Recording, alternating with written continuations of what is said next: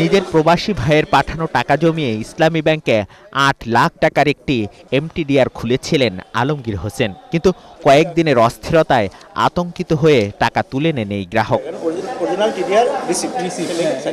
আগের পর্ষদ ভেঙে দেওয়ার পর নতুন পর্ষদ প্রধানের আশ্বাসে তিনি সেই টাকা নিয়ে আবারও ফিরেছেন ব্যাংকটির কারওয়ান বাজার শাখায়। আগের তারিখে নতুন করে ইস্যু করে জানান সেই অভিজ্ঞতার কথা। তুলে ফেলছি তো হতাশার কারণে, কি হচ্ছে না হচ্ছে। আর এখন তো বুঝলাম যে না, ফান্ড ক্রাইসিস অপেক্ষাকৃত কমে যাচ্ছে, বা যেরকম বোঝা গেছে ওরকম কিছু নয়।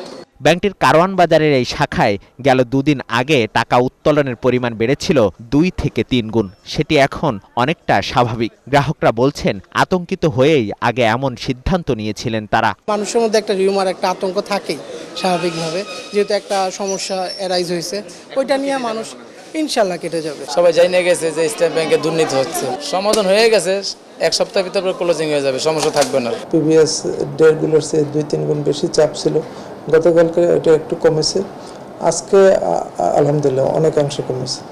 আরও আশ্চর্য হবেন আপনারা একটা বিষয় জেনে যে আমাদের নতুন নতুন ডিপোজিটও আসতেছে। এদিকে খুরশিদ আলমকে বাদ দিয়ে নতুন পর্ষদ প্রধান আসার পরও আন্দোলনে নেমেছেন সচেতন গ্রাহকরা। বিক্ষোভ মিছিল নিয়ে বাংলাদেশ ব্যাংকের সামনে জড়ো হন তারা। দলীয় লোকদেরকে বসিয়ে দলীয় এজেন্ডা বাস্তবায়ন করে একের পর এক নতুন করে লুট করা ষড়যন্ত্রে লিপ্ত হয়েছে। ব্যাংক রেজুলেশন 18 ক ধারা, যেটা আমরা দেখি ব্যাক ডোর এন্ট্রান্স, এই পেছনের দরজা দিয়ে লুটেরাদের এন্ট্রান্স বন্ধ করা হোক। গভর্নর বরাবর স্মারকলিপি প্রদান শেষে অবিলম্বে শর্ত বাস্তবায়ন না হলে আবারও আন্দোলনের হুঁশিয়ারি দেন সচেতন গ্রাহকরা। আমরা চাই যে ইসলামী ব্যাংকের এই সংকট থেকে দ্রুত আমরা মুক্তি পাওয়ার জন্য ইসলামী ব্যাংকে নতুন পরিচালনা পরিষদ দ্রুত গঠন করতে হবে। নিয়ন্ত্রক সংস্থার এমন হঠকারী সিদ্ধান্তে গ্রাহকদের আস্থা নষ্ট হচ্ছে বলে জানান আন্দোলনকারীরা। মিসবাহ হাসান, ৭১, ঢাকা।